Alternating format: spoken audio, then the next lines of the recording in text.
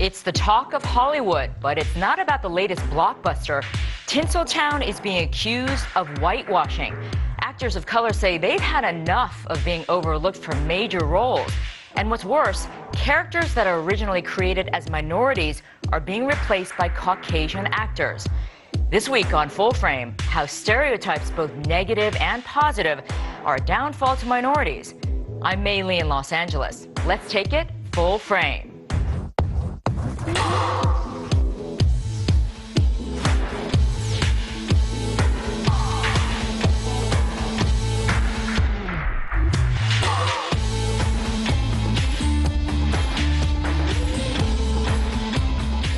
Hi everyone and welcome to Full Frame. Jason Scott Lee is a Chinese-American actor who's perhaps best known for his breakout performance in the biopic Dragon, the Bruce Lee story, about the legendary Chinese-American martial artist. It's your birth certificate. Bruce Lee. It sounded very American. I'm going to America. French fries. Sky's the limit, that's what they say. Not a Chinaman's chance. They say that too? I'm different.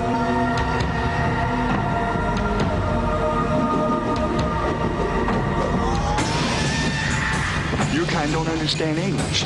You guys killed my dad in Korea. You think I'm happy to see you, my Jim? Don't touch me.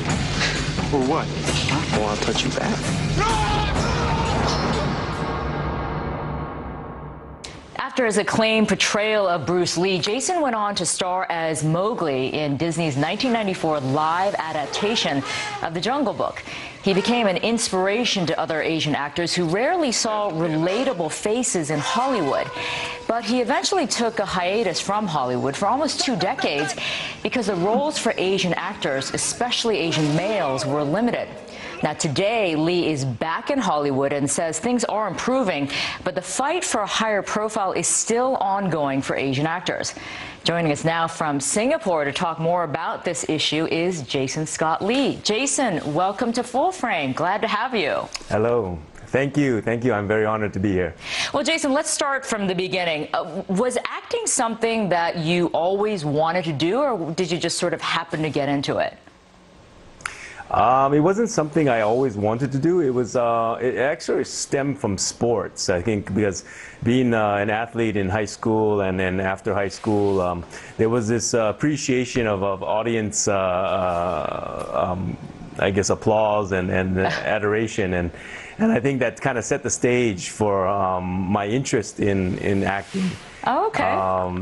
Yeah, so it kind of started from that, and then as I got into Los Angeles by way of academics and things, I started pulling more towards the stage and TV and film acting. Right. Well, this is where it all happens here in Hollywood. But you mentioned you grew up in Hawaii.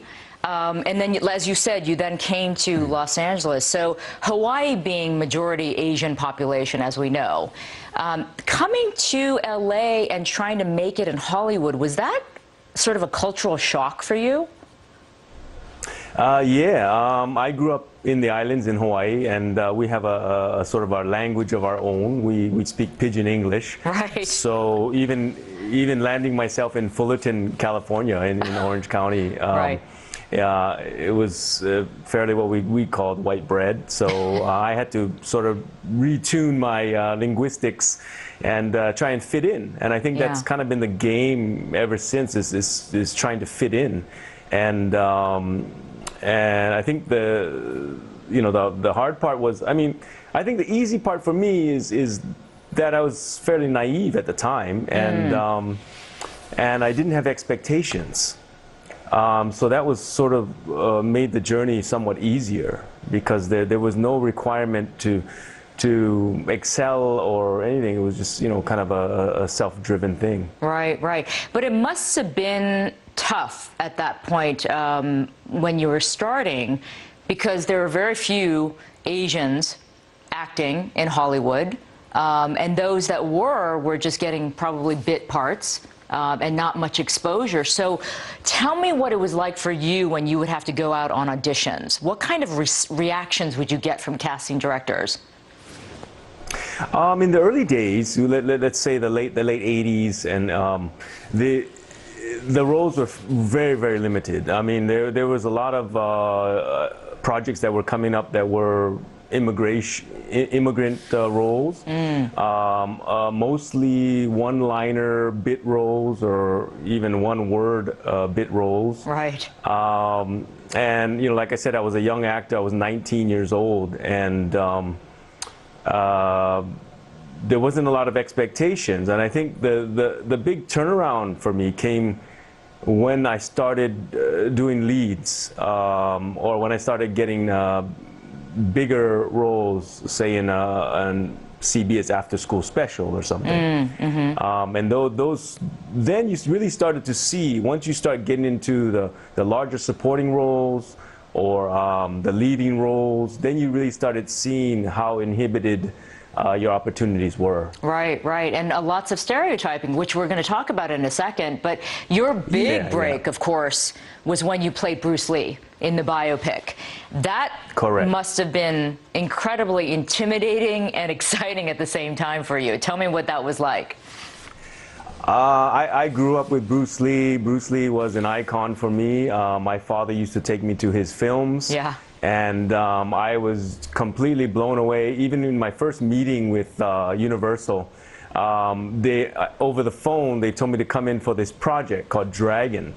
They did not tell me it was a biopic for Bruce Lee. Oh my, you had no idea. So when I sat down, wow. I had no idea. When I sat down with them, they explained to me, and I immediately thought to myself, I must be kidding myself. There's no way I can. I didn't have any martial arts training at the time. Wow. I didn't. I always make the comparison that it's like asking someone who never danced before to portray Rudolf Nureyev in a story like that. So, yeah, I was, and it was a heavy weight. It was a heavy burden on my shoulders because I was just starting my career. I was 25 years old, and I thought, if I make a fool of myself in this, and I've seen a lot of actors try to portray him and fail miserably, or kind of somewhat make a mockery of it, and I felt like, God, in my heart, I just wanted to do the man justice. I just wanted to make something that was incredibly dynamic and that really sold that his charisma, his energy, and his just zest for life. And I had problems with the training. When I was getting into it, I actually had an emotional breakdown through it. Oh, really? Just because I wasn't. I thought the train was moving too fast. Huh. And so in hindsight, it was kind of necessary because there are certain issues that you need to plow through, and obstacles that you need to break through, and sometimes they don't happen unless you invest or that kind of emotion or make that kind of commitment. Right, it's got to be a full-blown commitment to a role like that, especially because he's so iconic and so well known. That had to be a life-changing experience, and also for your career. But let's get to the nitty-gritty here about why we're talking today, and that's the stereotypes that exist in Hollywood, and to this day for Asian actors who want to make it in Hollywood. The Bruce Lee story, that was about an Asian man. So therefore, that was an easier role for an Asian actor to play. So what are your thoughts on what's going on in Hollywood to this day? We hear a lot of criticism still about whitewashing. Oscar's so white. That was a big controversy, earlier this year. Yeah. What do you think now? What do you think's happening? Oh boy, it's finally getting the recognition. The issues are getting the recognition it actually needs. Yeah. That's my point of view. I've been up for a number of the more recent roles that were significantly Asian in origin, and was passed on. I always thought, back in the 90s, that I thought it would go forward. There was always this promise that, things are going to change, but it's gotten somewhat more confusing. How so? And I look at it, well, back when in the 80s when we started, feature films were sort of this elite kind of place to be in, and that's why you had the Oscars. Right. TV and internet was not as prevalent, and it kind of it's rearing its head now that TV has much more diversity. For sure. And the internet, if you look at YouTube, has the percentage of ethnic groups that are involved in front of the camera is huge. Right. And so feature films still carry that kind of that power, you know, where it's still trying to create an elite program. Right. And along with that, you know, come egos and sort of, you know, it goes hand in hand. And so with that, it's so like, Jason, yeah. who do you blame then for this problem in Hollywood, especially like you're saying in the movie business?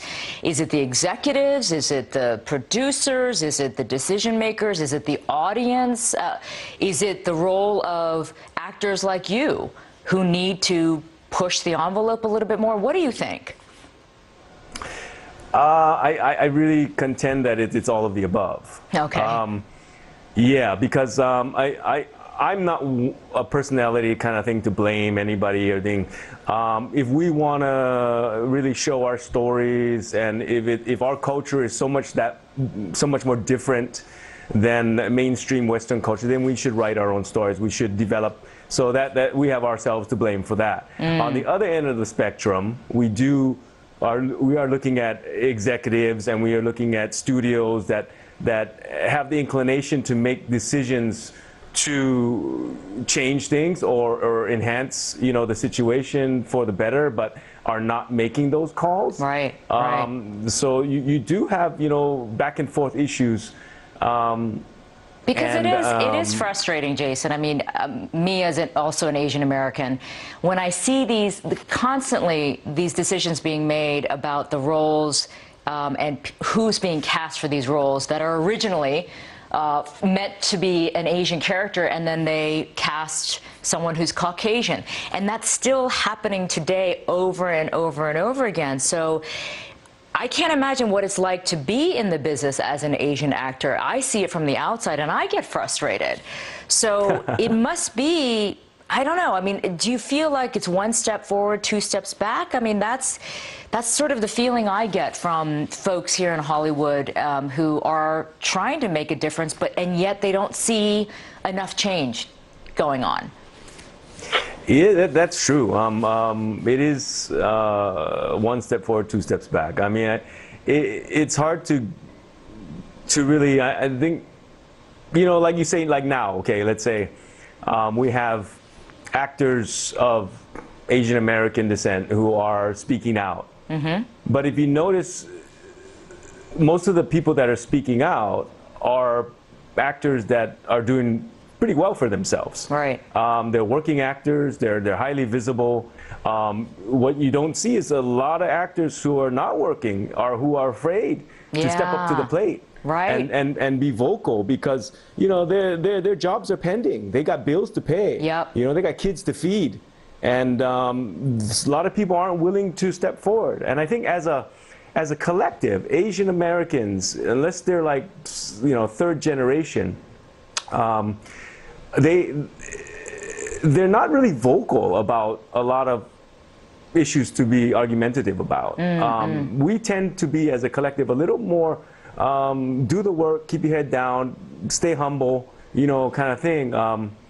So there's, I think, over the years, it's been that way. There's been individuals who have been outspoken, who've had the platform at some point or another. Right. And maybe it hasn't been a strong enough push. You know, it hasn't had a big wave of effect like how the African Americans have had in their approach to entertainment industry. Right.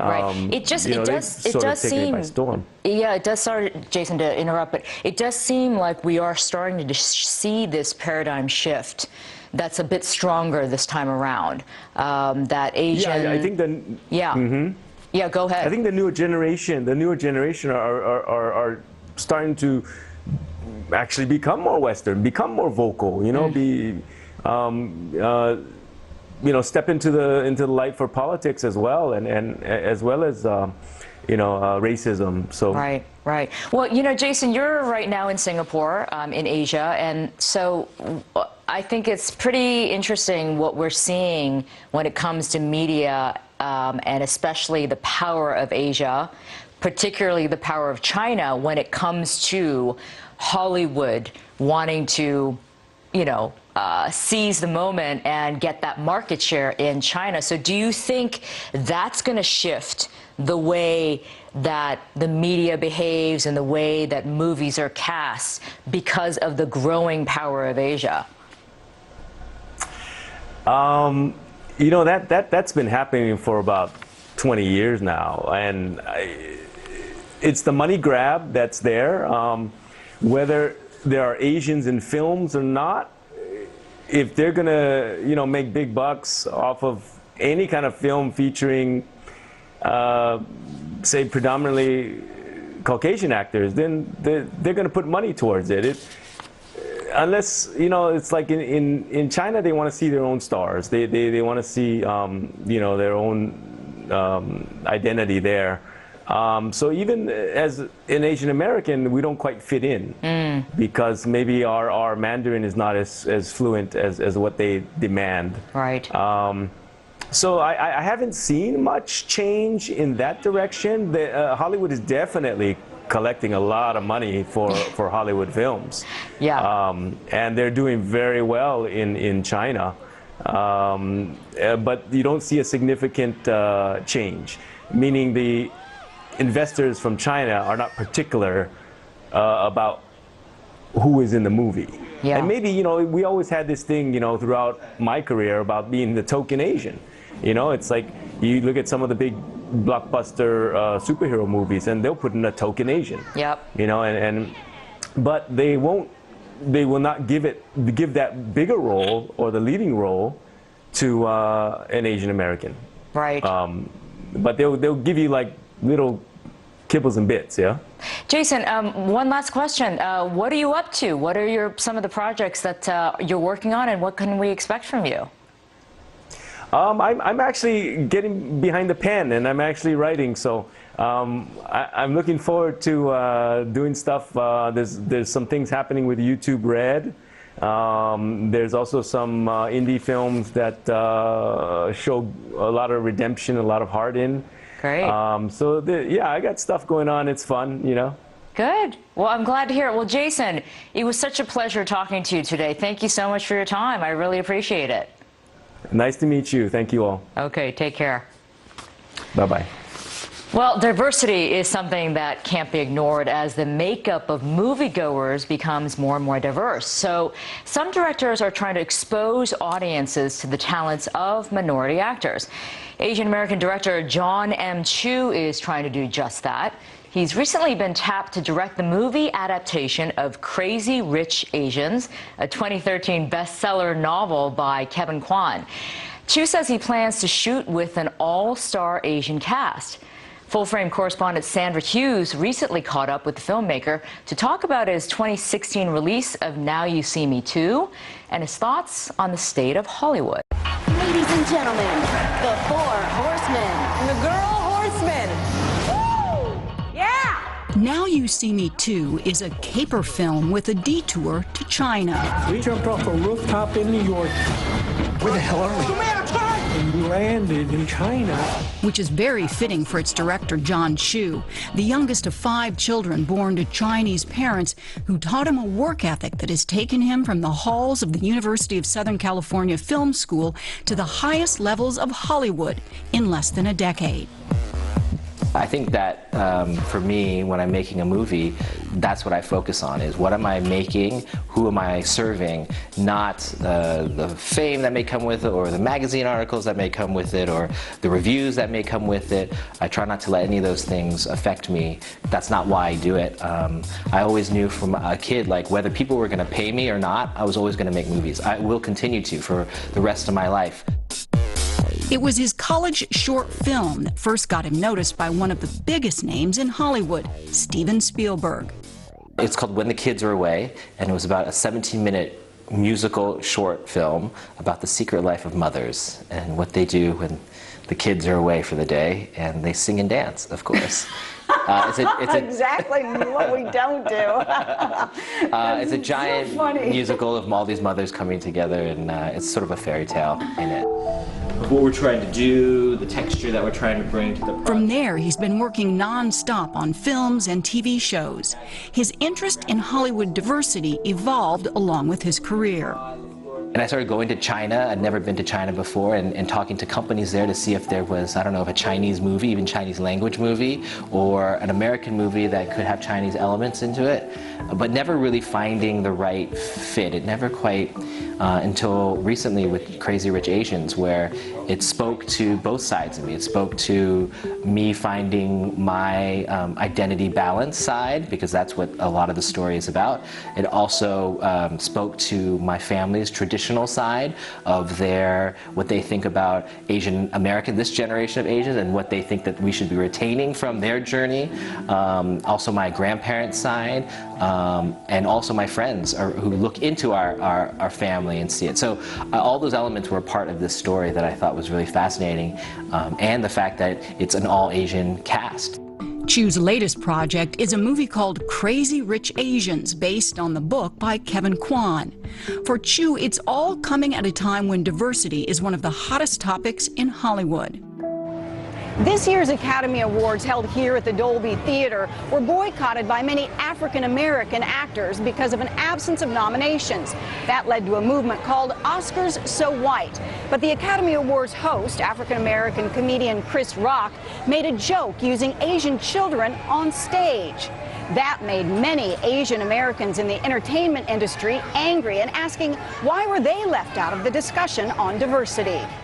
The results of tonight's Academy Awards have been tabulated by the accounting firm of PricewaterhouseCoopers. They sent us their most dedicated, accurate, and hard-working representatives. I want you to please welcome Ming Zhu, Bao Ling, and David Moskowitz. The fact that it's a deal now because of a joke, that shows that we haven't had a real discussion about it, because ultimately it is just a joke. But like, we should be talking about deeper things than a joke at an awards show. We should be talking about the actual work and what is actually going to be on the screen to make changes. So do you feel comfortable in a meeting with, you know, studio bigwigs when you're talking about projects, saying, hey, let's don't just look at the same Emma Stones every time we're looking for a female lead? No, I don't. I should be doing it, and I am starting to do it, but it absolutely feels uncomfortable. It absolutely makes me feel weird. I wish I could say it didn't, but just talking about race is awkward for me. I don't know how else to put it, and but I do now. And it's getting less awkward, and it's getting more like we're all in the conversation. That conversation was the topic of discussion in Stephen J. Kung's first feature film called A Leading Man. Cut! I'm not a eunuch. I only play one on TV. No job is worth your dignity and respect. The film follows the life of an Asian American actor who gets stereotyped on the road to stardom. It just shows the hardship of being an Asian American actor in Hollywood, because it's very painful to be in a profession where you can't find a job.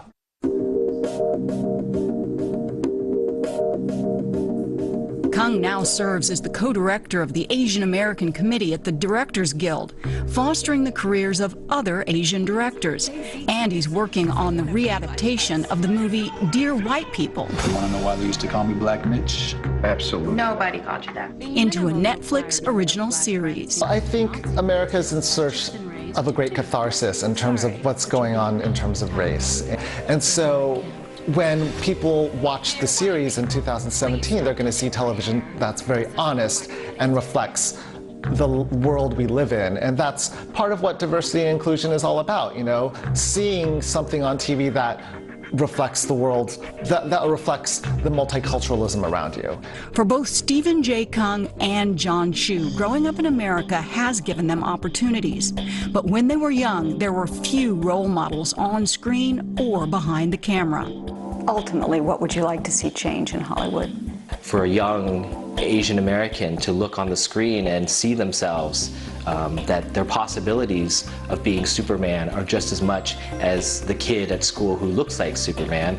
And with young Asian talent on the move in Hollywood, that idea is a script just waiting to be written. For Full Frame, this is Sandra Hughes in Hollywood. Coming up next, one woman's unique attempt to correct Hollywood's racial mistakes. Stay with us.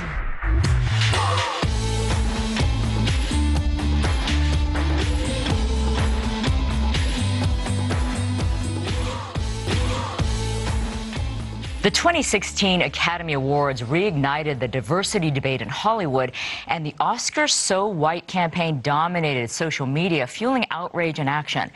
The omission of minorities, both in casting and award nominations, was particularly personal to aspiring actor and blogger Michelle Vilmer.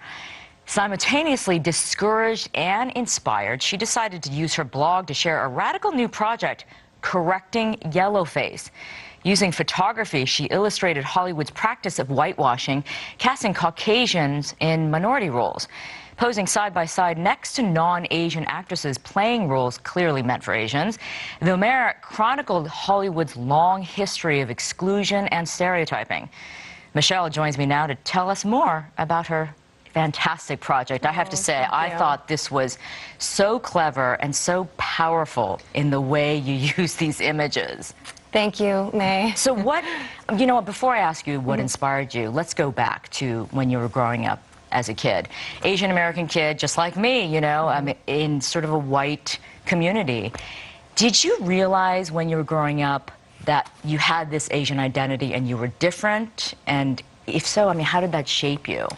Absolutely. I mean, I am half Asian. My father is Caucasian, and my mother is Thai Chinese. So I always had one foot in both worlds. Cultures. Yeah. But I look mainly Asian. Yeah. So there's my identity. And I went to school with mostly white kids most of my life. Yeah. So did you feel like an outsider? I mean, did that affect the way in which you saw yourself, you know, in society?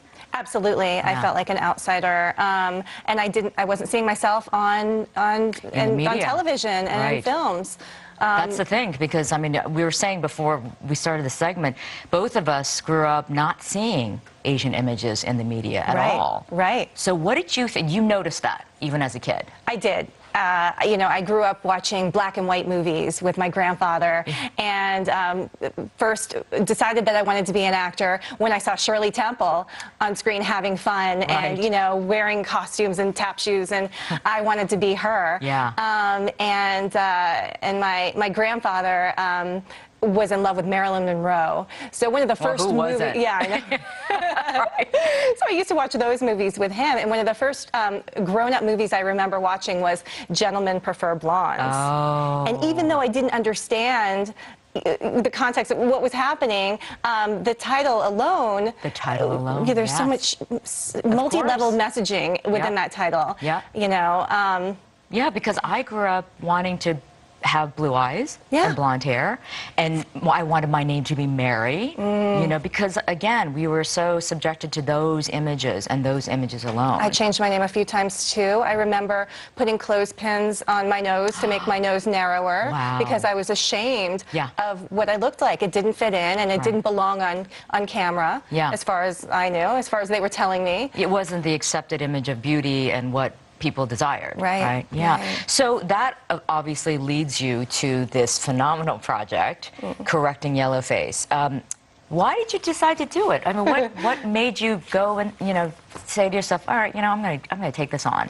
Well, there's been a lot of talk about whitewashing in Hollywood lately, and let's see, I I have a blog. I'm a creative person. Yeah. I like to make things. I'm always looking for new mediums. And I'm not a great photographer, but I decided to use my voice in this way this time. Yeah. So I decided to... but obviously you were moved enough and maybe angry enough to do this because, again, it's very powerful. We're going to take a look at some of the images, but you obviously were not just mad. You were like, I'm going to do something about this and make a statement. A lot of people were talking about it as if it was the first time they were hearing about it. And I've been aware for a while. About 10 years ago, in adulthood, I discovered Anna May Wong. And her story really moved me. I started to write a screenplay about her life, and then I had a family, and that took a back seat. But, and again, a lot of folks in America don't even know who she was. Okay, well, she was, as you know, the first Chinese-American movie star. And she had a shot at it. But because of the way the world was back then, she was not allowed to play opposite white men on screen. As a romantic lead, right? Yes, as a romantic lead. That was sort of a moral code that was followed in Hollywood. Yes. Yeah, so that prevented her from getting a lot of parts that she would have been perfect for. Yes. Yeah. And they were casting white men as men. Asian Exactly, men. Exactly. So, okay, let's go to some of these photos because they are fantastic and we have to show them off. Let's look at Louise Rayner. Here she is. The Good Earth. The Good Earth, yes, right? There Pearl she S. is. Buck's book. I believe she's of German descent, I believe. German descent, playing a Chinese woman. Yes. And so look at you to the right. How was that? What was that like? I found a black T-shirt and I wrapped it around like a bandana. And I had a Chinese traditional shirt. A friend of mine helped me with the Photoshop to make it look like I had been working in the fields. Yes, you look tired. Yes, I didn't wear makeup, so I'm proud of myself for that. But yeah, there you go. I mean, a real Asian playing that role versus a woman of German descent. Yeah, but she did go on to apparently... She won the Academy Award for that, didn't she? Yes. Yeah. All right, let's go to the next one. All right, the legendary Katharine Hepburn. She played an Asian woman. I discovered this when I was searching for yellow-face pictures, and I was shocked. Amazing. I had no idea. This was also another book by Pearl S. Buck, Dragon Seed, and she plays a Chinese villager. It's incredible. I mean, how she doesn't look Asian. I'm sorry. She doesn't look Asian, and they must have used some glue and tape to make her eyes give her smaller and more narrow. Yeah, I definitely prefer your picture.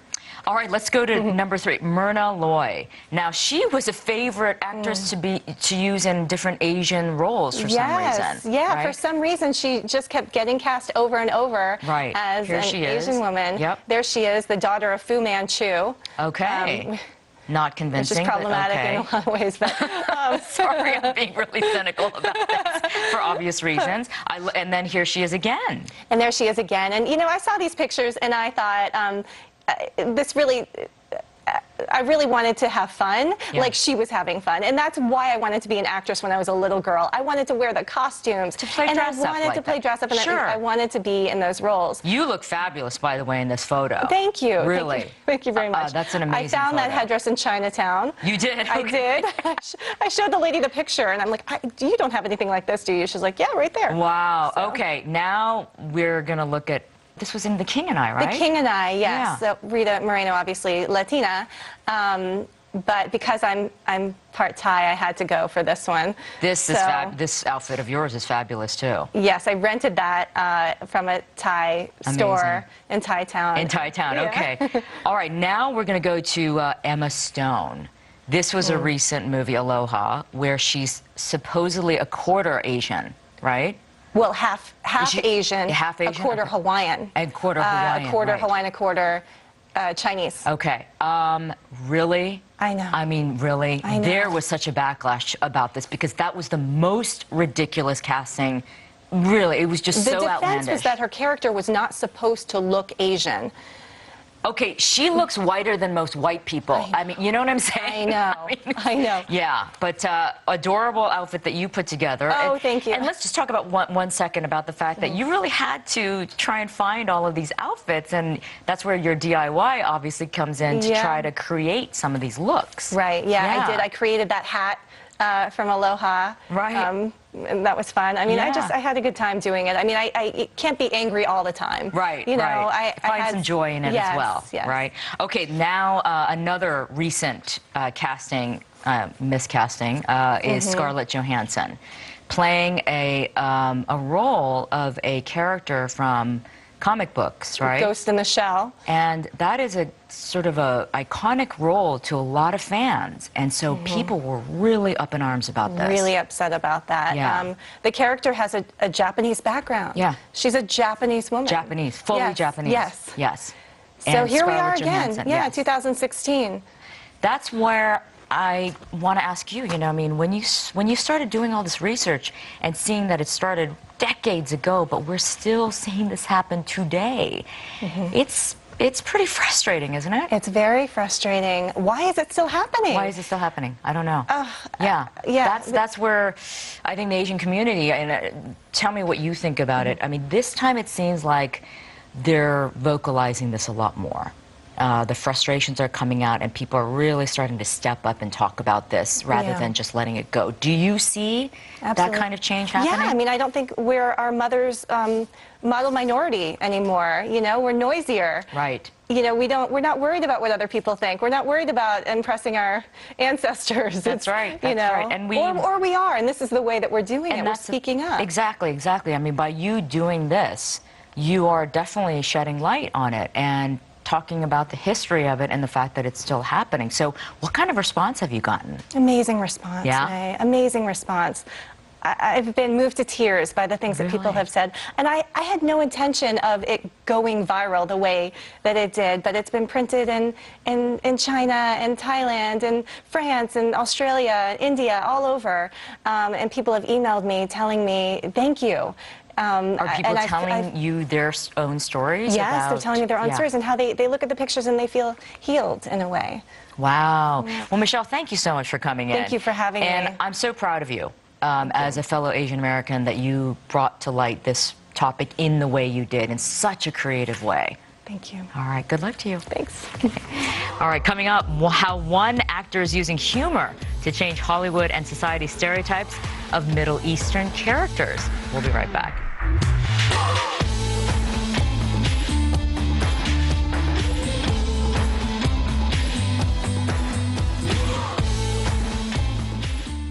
We're going to continue this theme of racial stereotypes. This time, let's take a look at another group that's often misrepresented in the media, the Middle Eastern community. Negative stereotypes are intensifying as anti-Muslim rhetoric is growing. Well, Iranian-American actor and comedian Maz Jobrani is doing his part to try and change that distorted image. He's appeared on hit TV shows like Grey's Anatomy, Curb Your Enthusiasm, True Blood, and The Tonight Show. Jobrani's hilarious material is spot on when it comes to stereotypes of Muslims and very effective in promoting better understanding. Well, no, guys, really, it is exciting to be here. And like I said, you guys are doing a lot culturally, you know, and it's amazing. And it helps change the image of the Middle East in the West. Like, a lot of Americans don't know a lot about us, about the Middle East. I'm Iranian and American. I'm there. I know that you know, I've traveled here. There's so much. We laugh, right? People don't know we laugh. When I did the Exit Evil comedy tour, it came out on Comedy Central. I went online to see what people were saying about it. I ended up on a conservative website. One guy wrote another guy, said, I never knew these people laughed. Think about it. You never see us laughing in American film or television, right? Maybe like an evil, like, whoa, whoa. I will kill you in the name of Allah. Whoa. But never like, ha, ha, ha, ha, ha, ha. We like to laugh. We like to celebrate life. And I wish more Americans would travel here. I always encourage my friends, travel, see the Middle East. There's so much to see, so many good people. And it's vice versa. And it helps stop problems of misunderstanding and stereotypes of happening. So true. Well, his 2015 memoir, I'm Not a Terrorist, but I've played one on TV, details life growing up as an Iranian American and his struggles working in Hollywood. Jobrani says he and his fellow Middle Eastern American entertainers are often typecast in the stereotypical roles of villains and terrorists.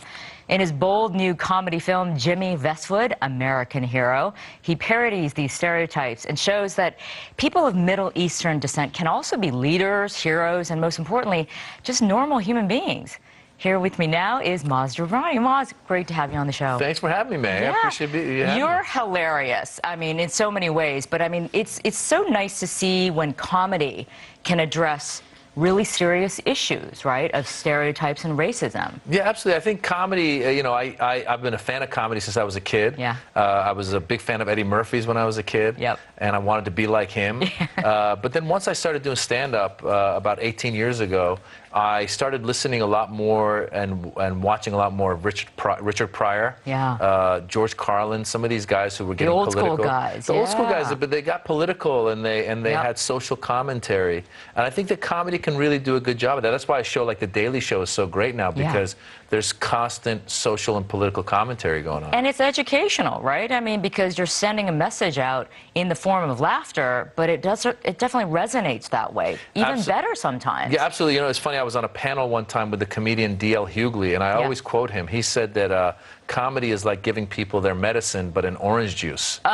That's perfect. That's brilliant. Yeah, so they don't taste it. Right. You know what I'm saying? I mean, I think a lot of times people are more open to listening to a message that comes through comedically as opposed to just listening to a politician speak. Totally agree. Right away, you're biased against what they're going to say. Exactly. But when you're there laughing at a comedy club or at a theater, you might not even realize that the guy's sending a message until later on in the car you go, oh, wait, he was trying to get a point across. And you actually remember it because it was so dang funny, yeah. Right? And I think one of the more important things, too, is as a comedian and an actor of Middle Eastern descent, for me, it's that, you know, comedians and actors from that part of the world in America, it's a relatively new thing. Yeah. When I first started 18 years ago, there weren't any other Middle Eastern comedians. There was a handful of us. Right. Now there's a lot more. So the thing that's interesting has been, I think it's important for audiences to come to a show and sit with an audience with people from that background and laugh with them.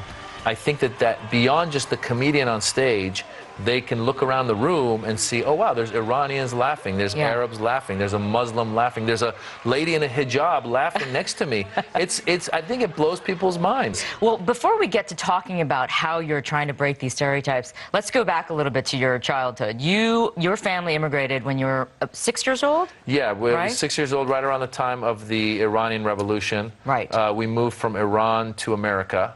To Tiburon, right? Northern California, in the area, which is pretty white, isn't it? It's very white. I'll tell you how white it is, because my dad, being Iranian, he was a self-made millionaire, he was a successful man.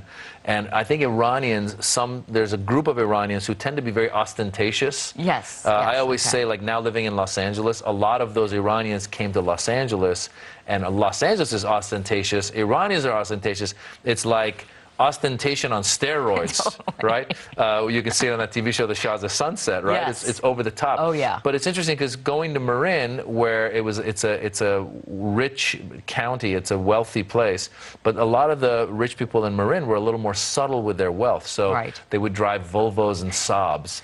And here comes my dad from Iran, and he shows up and he buys a Rolls Royce. Oh, and I was like, what are you doing, man? It's like, you know, ruining my childhood. Wow. So was that tough for you, though? I mean, that must have been a cultural shock. It was very tough, because when you're a kid, you're trying to blend in. You don't want to stand out as a different kid, right? And then when you're trying to blend in to a new culture, there's got to be that clash sometimes. Yeah, right? and I really like to push that envelope. Like, even my stand-up sometimes, I like to kind of show the hypocrisy. Like, when I did my book, I'm Not a Terrorist, but I Played One on TV. Yeah. And on the cover of the book, I intentionally put on a Palestinian keffiyeh, the headgear, and I'm holding like a Wile E. Coyote bomb, and I've got an expression on my face like, how did I end up here? Yeah. And I'm trying to make fun of how Hollywood mixes us up all together. I was trying to make fun of that. Now, Iranians are very sensitive to not being called Arabs, because they just want people to know that Arabs and Iranians are different. Well, I put the cover of the book on my Facebook page, and I said, hey, my book's coming out, please check it out. And some Iranian lady sent me an email on Facebook, you know, why are you wearing Arab headgear on the cover of your book? We are not Arabs, we are Persian. And I had to write her back. I was like, calm down, lady, I'm trying to make fun of Hollywood, right? And it was just funny, this back and forth that I had with this lady, and I was trying to point out that, you know, I understand that the world needs to know that we're different, but I feel that your approach to it, this lady's approach, is somewhat racist. You're trying to say we're better. Right. You know, why are you mixing us up with these people, these savages? And I was like, you need to check yourself. Let's really, like, we are all citizens of the world, And I just like to put that on people sometimes. Yeah, yeah, through your comedy, which is the way to go, honestly. Well, let's talk about your experience in Hollywood, because, you know, obviously the show is about how the, you know, minorities are still having their issues and still running into those obstacles, right? For you, you've openly talked about that, you know, you guys are always cast as the villains, the terrorists and all that. So tell me about it. Do you see a change at all, or do you see it getting worse, better? Well, you know, I think that overall, my thought process is that I think when an immigrant culture comes from another country to America, the first generation that comes, the parents that come, they set up shop and they want their kids to be doctors and lawyers and engineers. Definitely. That's it, because that's all they know. That's all they know. And they go, look, I fought in a civil war to get you over here. Right. You're not gonna be a comedian, right? I don't even know what that means. Right. Right. Your parents probably weren't psyched about that. They were not at all. Yeah. Okay. Yeah. So, but what's interesting is though, as we come to America and we assimilate, we realize that you can have a career in the arts. You can have a career in entertainment. And furthermore, we realize that you can have a voice. And I think I'm seeing more and more people from these backgrounds, whether it's Iranians or Arabs or Muslims or even like Asian Americans. Like there's a lot of people that are getting in behind the scenes. Yeah. And once we have people behind the scenes, then I think we start telling our stories a little bit better. Right. I don't necessarily blame Hollywood, because I'm sitting there going, look, if I'm a guy who's never had an experience with, I don't know any Middle Easterners, I don't know Muslims, I don't know Arabs, I don't know Iranians, I'm writing a movie that's taking place during the Iraq War, well, I'm going to make all the Iraqis bad guys, because they were the bad guys. Yeah. It just makes sense, because that's all I know. But if I were an Iraqi and I were writing that same movie, I might sit there and go, wait a minute, I know it's about the Iraq War, but let me show you how this one guy got caught up in the war that was a good guy. Yeah. Right? So I do feel that there is some promise, but I think we have a long way to go still. Yeah, I mean, that you're saying that's one way of doing it, where you get more people behind the scenes to be more of the creators. But you actually took a bolder action on your part to say, okay, you know what, I'm not going to play these roles anymore. Yeah, you know, what happened was, so early in my career, I did a couple of parts, like 2 or 3 parts where I played a terrorist. And that was just because I thought that's what you got to do. I thought, well, you get an audition, you go on the audition. I didn't realize you could tell your agents and everybody else, no, I don't want to do this. So, and also I had a day job, and I was trying to get out of the day job. So I thought the more of my jobs, more of these jobs I get, the more, first of all, I'm making money to help me get out of the day job. Right. But secondly, it's leading somewhere for my career. And so I did those. I did a Chuck Norris movie of the week where I played a terrorist, and it was horrible. Oh, yeah. I did Chuck Norris. Yeah, Chuck Norris. Then I played a terrorist in the TV show 24. And then I realized, I was like, you know, I don't like doing these parts. And there's good and bad to all that, is that I said no, and then the other parts I've gotten have been all over the place. So I've, you know, for example, in the movie The Interpreter, which was a Sidney Pollack film with Nicole Kidman and Sean Penn, I played an Arab American Secret Service agent. I mean, how cool is that? Yeah. And my ethnicity wasn't even an issue in the movie. And then I don't mind, I tell people, I don't mind playing cab drivers or falafel shop owners, because I think they're kind of, those people exist, and I've seen them and I've met them. Yeah, they're real folks. Yeah, and so, you know, some people think like, oh, that's still stereotyping, but I go, you know what, that's closer to where I want to be. Really, I've just drawn a line on the terrorist thing. Yeah, which is understandable. But what do you think now, right now, there's so much anti-Muslim rhetoric, right? And that's pervasive. And talk about stereotypes and like grouping everyone together. It's just, you know, negativity towards just that entire region. It's one of the dumbest things I've seen in my life. I really think people are stupid when they say stuff like that. Like, I mean, I see whether it's Donald Trump talking about it, like, I mean, or his followers or anybody. When you have an attack, let's say like the San Bernardino attacks, and they pledge allegiance to ISIS, and then Donald Trump says we should shut the borders to any Muslims coming in till we figure out what's going on.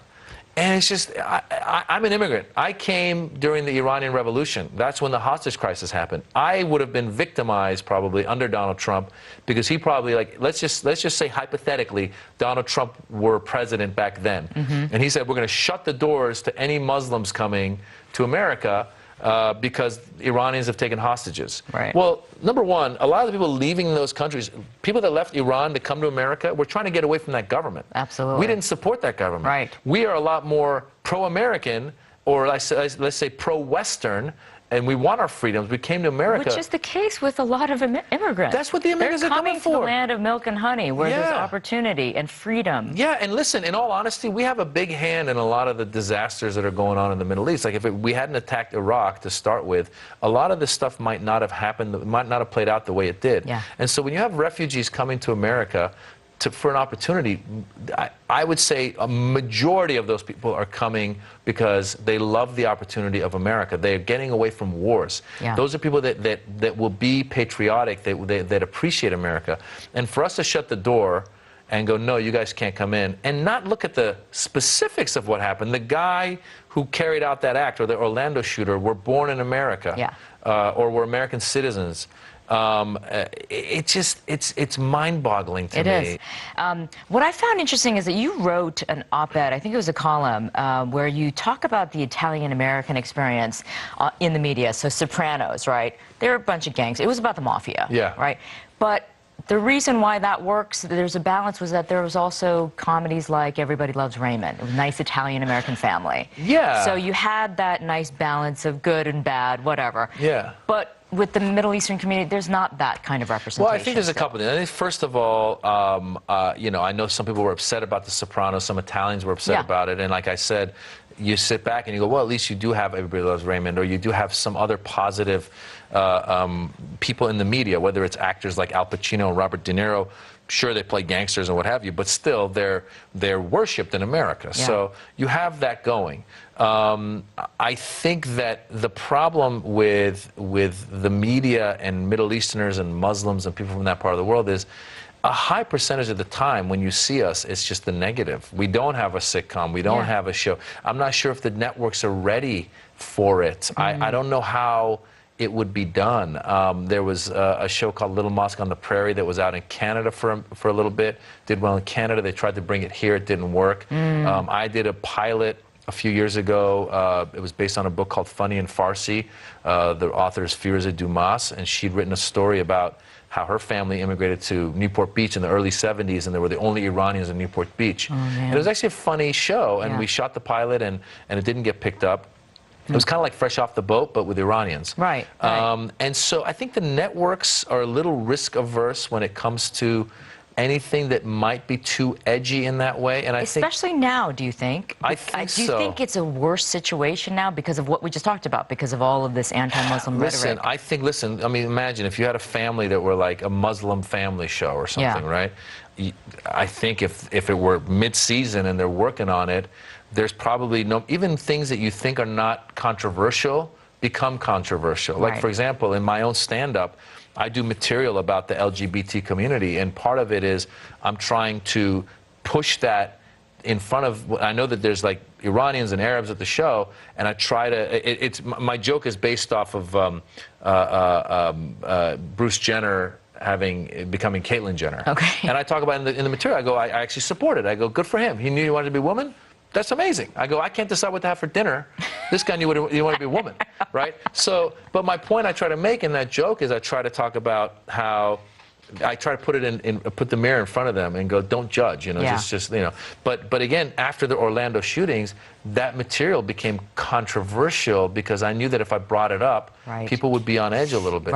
So if you take that now in the bigger image, bigger picture, and you put it on a TV show, I'm sure the networks probably are a little wary of like, well, what happens if we have a Muslim family and then something like this happens? Now we got to do an episode where the kid's being bullied, you know. So I think they're a little wary of it. And Hollywood doesn't want to take too many risks, right? Because it's all about the bottom line. Bottom line. But speaking of Hollywood, you made this movie, Jimmy Westwood, American Hero, which is, you know, kind of making fun of these stereotypes, right? Yeah, I made a movie, Jimmy Westwood, American Hero. I describe it as the Persian Pink Panther meets Borat. I love it. Yeah, it's a silly movie. You know, I co-wrote it with a guy named Amir Ohepsian. We co-wrote it, we co-produced it with the two of us and Ray Mohit, and then and I star in it. And our goal was, listen, growing up in Iran, like the first 6 years of my life, but even after that, when I came to America, I was always a big fan of Peter Sellers' Pink Panther. Great series. Just loved him. You know, bumbling idiot. Totally. So we wanted to create a character of Middle Eastern descent that was a little bumbling, but saves the day. All right. You know. Well, we have a clip. Oh, good. So why don't we take a look at it? All right. مامان دارم میرم آمریکا Mr. Jam Shit? Just call me Jimmy. What's your occupation? We are not here to occupy you. We only come in peace. I think we've got our guy. Jimmy Westwood, like Clint Eastwood, but Westwood. You know, some people turn out to be as dumb as they look. I'm gonna get crucified for this. Oh my God, that looks hilarious, honestly. you. But here's what I did not know. You had to crowdfund to get some of the financing for this, Listen, right? my respect for filmmakers has gone up so high. Has it? Yeah. It ain't easy, is it? It ain't easy because as a stand-up comedian, you do show up, there's a microphone, you tell your jokes. Right. Right? You hope to, like, you know, you do it a lot, you grow a fan base. But you just hope people show up and you can tell your jokes. Yeah. Movie making is a whole other level. You write the script, you think you're done, you're like, no, now you need the money. So then to get the money, we started with some crowdfunding. And when I first put it on Indiegogo, it was Indiegogo, I had about like 20,000 Facebook fans. So I was like, well, if everyone puts $1, we got $120,000. Right. Well, we put it out and nobody was giving any money. Oh, no.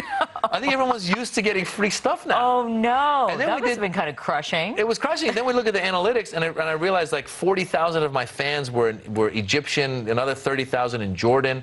And I was like, wait a minute, these people aren't even real. Like, I think I was working with a company who was like helping me increase my fan base. Oh. But I think that they just got some guys in Egypt that just go like this. Oh. You know what I'm saying? And it's funny. So you actually had 5 fans. I had 5 fans, so we made $5, and no, we basically ended up then we did a couple of fundraisers within the crowdfunding. We made a little bit of money there, and that got our seed money. Okay. Then we got some investors to put money in, and then we made the movie, and then I thought, well, that's it. Now we've made the movie. Someone's going to distribute it.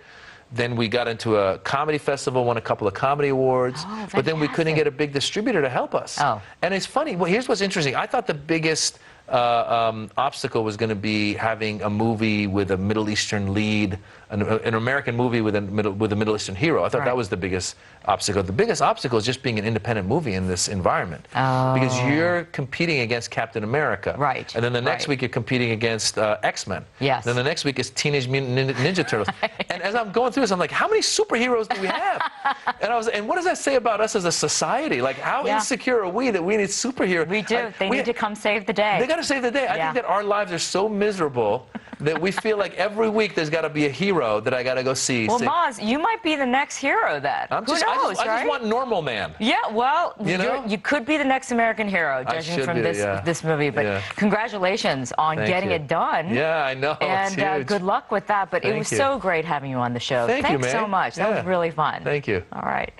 Well, that's it for this week. Join the conversation with us on social media. We are CCTV America on Twitter, Facebook, and YouTube.